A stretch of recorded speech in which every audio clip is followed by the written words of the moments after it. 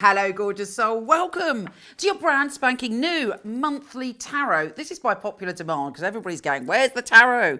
So I thought I would have two separate videos, astrology, don't worry, it's still going to be there, and tarot. And it's great practice for me because I'm very excited to say that I've finished my tarot deck and it should be coming out in about 3 months' time. And of course, I will tell you all about it nearer the time. Anyway, as usual, use this and use your intuition to tune in to see whether there's a message for you, or use it symbolically for inspiration or to further learn the tarot.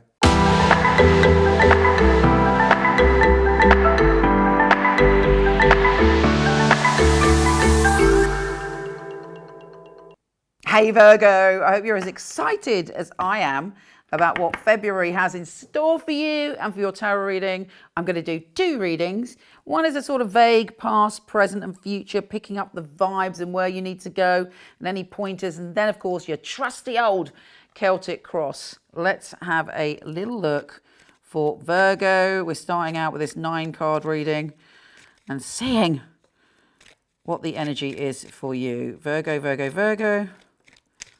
Virgo, Virgo, Virgo.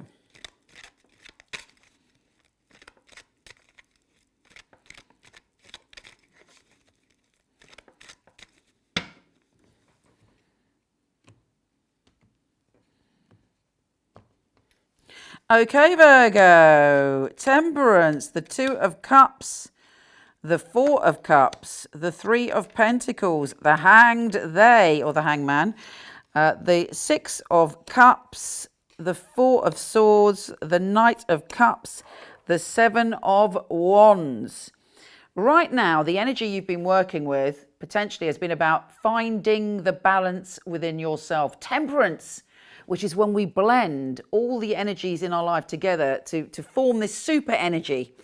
You know, if we put too much energy into work and not enough in our home life or our love life or our relationship with our self life, we can get tipped out of balance. When we learn to blend everything together, we become the magician. Actually, temperance brings us into our magical powers.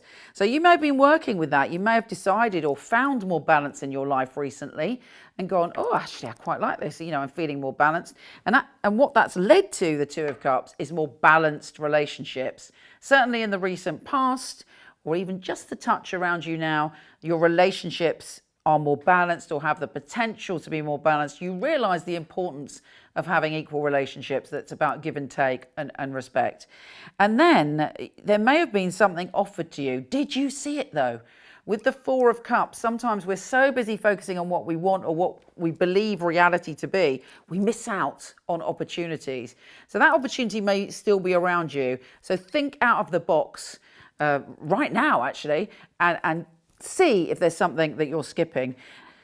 What you've got for your present is in February, right at the beginning of February, you're laying solid and strong foundations. You're determined to build something solid.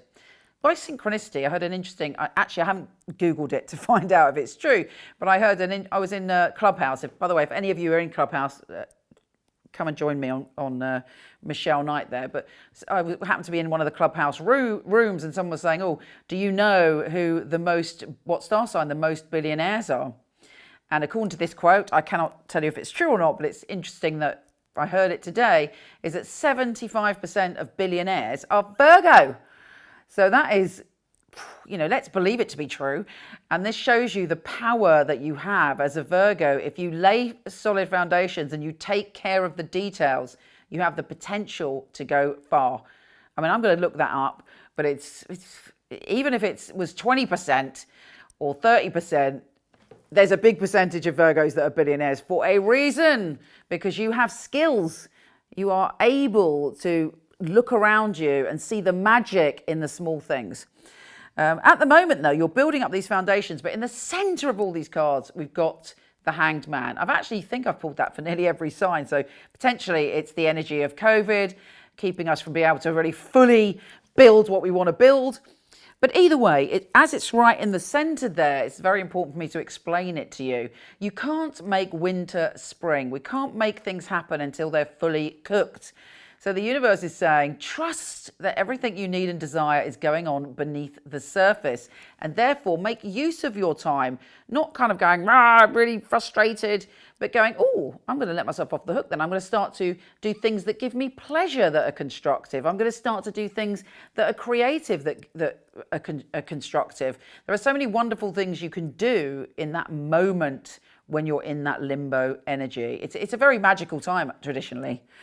And then you have got the past life connection card. There are lots of connections coming in February, and maybe one significant connection that really touches your soul. You know, when you meet someone, you look them in the eye and you go, I know you. And it feels completely different because you're not just looking in their eyes. It's like you feel, you know, that merging of souls. And it's a very innocent and pure connection. So that vibe is coming for you. You may have been grieving something. You might be going through something now, and then you're going to need, because you've been grieving and it's been exhausting for you, towards the end of February, you're going to need to just rest and recuperate. Sometimes Virgos just keep going when they need to stop and take care of themselves. Because let me tell you this, if you keep going and you're fading out as you're heading towards your goals, that is counterproductive. Whereas if you sleep, you rest, you nurture yourself, you take time out, boom, you come back fighting fit and with the energy and the clear vision to see what everything is and what you need to do and what you need to shuffle around. You've also got the Knight of Cups. Someone is offering you love or friendship or positive energy. They may be a Cancer, Pisces or Scorpio, but nonetheless, they have that vibe. And then, you might feel pressured because you're dealing with a lot of stuff. But what I say about the Seven of Wands, that person is on the top of that cliff. You're winning. You're almost there. Yes, there may be a little bit more pressure, but you are almost there. Let us see what the Celtic Cross has to say for you, Virgo. Let me just shuffle, put them in random. Shuffle like this.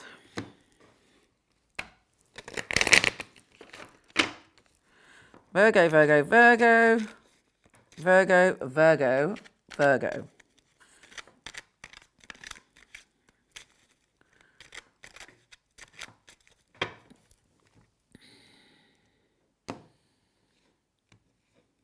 Also, use your own intuition to interpret these cards. We all have very different ideas of what cards mean.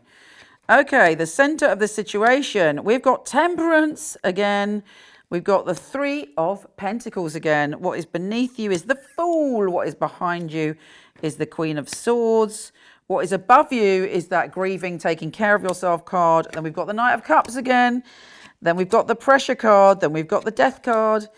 And we've got the, I can't see, Eight of Wands. I'm number blind, so even though I've done the tarot for years, I can't put numbers and pictures together. The Three of Wands, the Ace of Cups, and the Knight of Swords. Wow. A lot of repeat energy here. The center of your reading is the power of this month. The central energy that you need to work with is Temperance. Making sure you've got balance. Blending your energies so that you have the strength to build these very solid foundations. You are digging deep to plant the seeds and to form a structure that can be long lasting for you.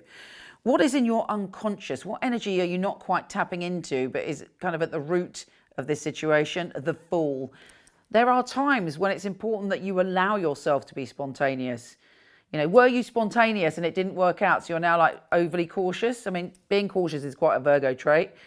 Allow that feeling of freedom and trust in the cosmos to flow through you once more. What is in your immediate past? The Queen of Swords, an air sign. So a Libran, Gemini or Aquarius. This may be a literal person, or it may be that you were feeling very detached or dealing with someone who was very cut off and detached. And it was difficult to deal with that person. But they're now coming up in your past. You're moving away from them. And that could lead to this sense of feeling the kind of grieving or the exhaustion. I mean, having to deal with people that don't come from their heart center is very difficult. In your immediate future, the Knight of Cups, someone coming towards you full of love in their heart or offering good vibrations. Could be a Cancer, Pisces or Scorpio, but somebody who's open emotionally. Again, you may be feeling under pressure, but you're on top of that mountain winning. If you start to feel like under pressure, try and tackle it before it takes you over. You know, sometimes we could just slip into being overwhelmed. If you start to feel overwhelmed, stop yourself in the moment and try and think, right, what tasks, you know, are important for me to do? What emotional conversations are important for me to have? Don't lump everything together and feel overwhelmed by everything. We then have the Death card. You might be moving, or there might be a radical change of energy around your home or family. There's a big shift. It won't be the same. Once it's done, it's done. Let me pull a little card on that. But then you've got the World. So I know a lot of Virgos I know find it very difficult to let go and let things completely pass, because they're always analysing the what ifs. There is a big shift in your home energy coming, or I mean the home, that position is quite interesting because it can mean our home being not a physical building, but our relationship to ourselves, living with our personalities, living with our being. Whatever it is, there's a big shift coming, and you've got the World. Letting go is gonna pay off big time.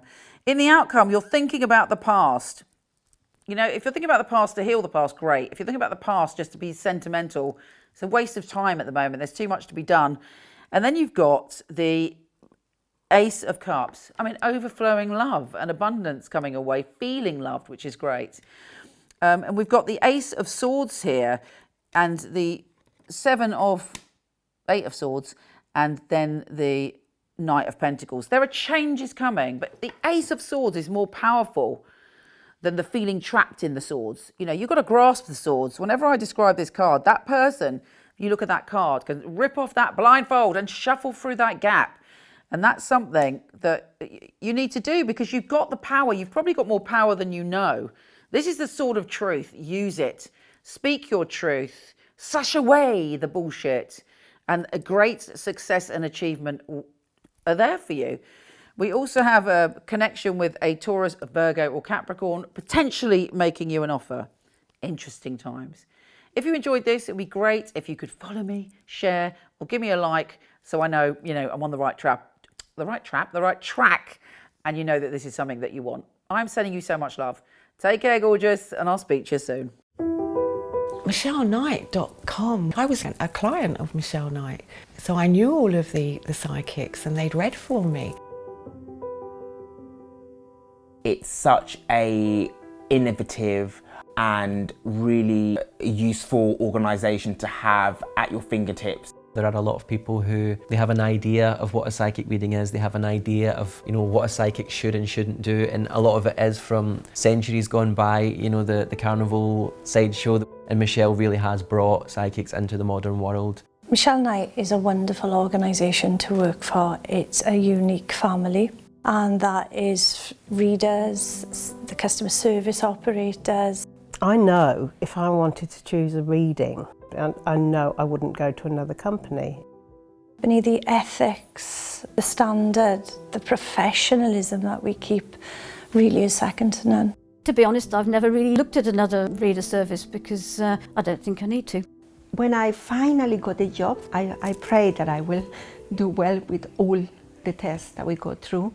I was absolutely delighted. Well, the process of being employed with Michele Knight wasn't an easy one, which always makes it more rewarding when you do actually pass the 4 test readings that you have to go through before you're accepted. The interview process is actually reading for other people, reading for some of Michelle's staff as well. It's actually, you know, what they're looking for, specifics, so surname, relatives, their names. They're looking for what happened 2-3 years ago in detail.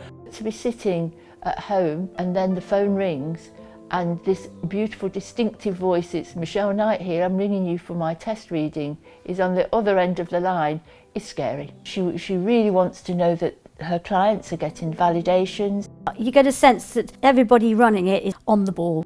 The flexibility we get as readers, well, it's just great.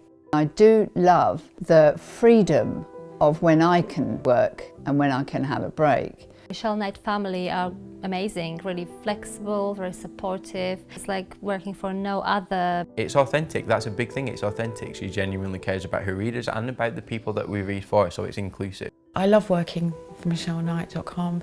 They're great people, it's a great energy there. She really cares about her readers getting the best, and she really cares about the clients coming and walking away, you know, and feeling like they got what they came for.